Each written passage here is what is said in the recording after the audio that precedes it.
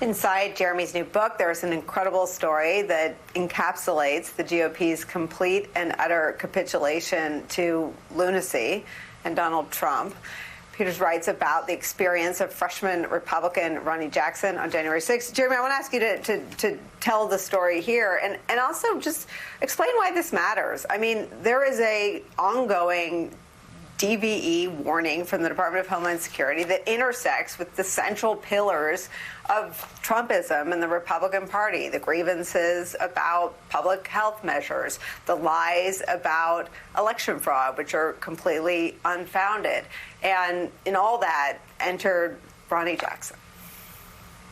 So this is a congressman, former doctor of Trump's and of Obama's in the White House, a veteran who was 4 days into his job as a member of Congress on January 6th and had just come back from the Stop the Steal rally on the National Mall, was inside the House chamber when rioters tried to smash through the doors and so feared for his life that he took off his necktie because he thought to himself he didn't want to give them something to strangle him with if they breached the doors.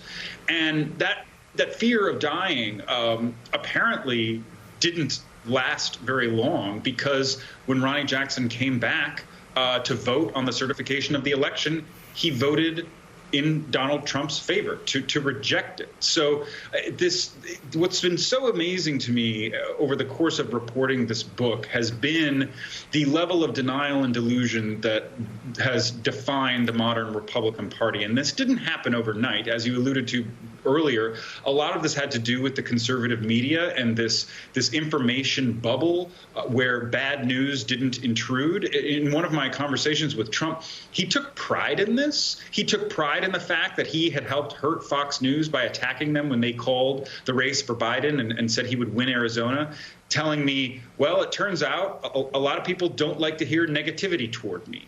And this idea that false information, as long as it was positive, is fundamental to electing Republicans these days is really an unprecedented and dark development in our nation's history. And it all is summed up by that experience with Ronnie Jackson on the House floor, fearing for his life, a guy who had served in combat zones, thinking he might die at the hands of the very people he thought he represented, and then turning around and discarding all that because of his political ambition and his desire to retain political power in the Republican Party, because to say anything against Trump is essentially political suicide these days. Yeah, I mean, Michael Steele, I think Jeremy's getting at, you talked about Charlottesville and good people on both sides. And if the demise of the Republican Party, one of the two governing parties in this country, is a three-legged stool, good people on both sides of the KKK rally is one of those legs. The idea that Trump, again, said out loud, don't believe your eyes, don't believe your ears, only believe me, that he channeled to his base this idea that he was the only trusted source. And the third being what Jeremy's describing, that everything becomes relative. For all the damage done by Fox News, Trump reveled in damaging Fox News when they didn't go far enough in peddling his lies. Talk about this sort of perfect storm now of anti-democratic forces pulling the Republican Party sort of away from even being participants in our democracy.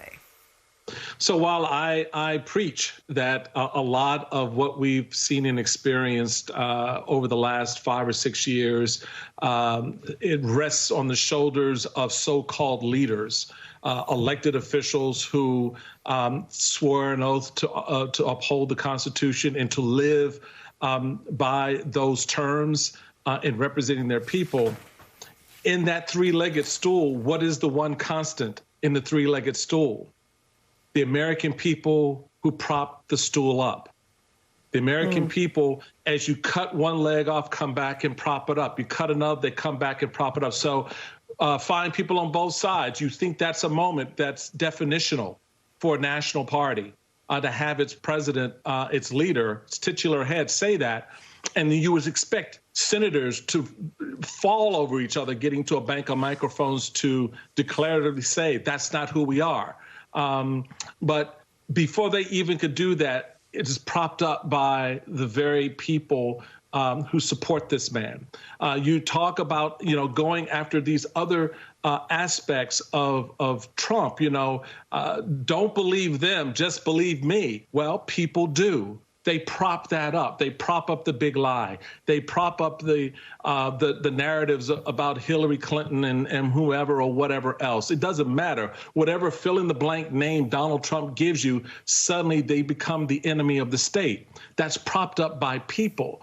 So at the core of this idea of this democracy that's held up by these pedestals, these legs here, you've got people actually sawing off the legs. And so the question and the challenge become for us in these moments is, what do people want to do?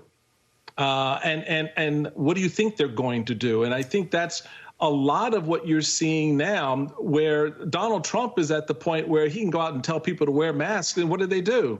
They boo him. And that's a very different space. And that's what comes from when you're having the people prop this up. At some point, they take over.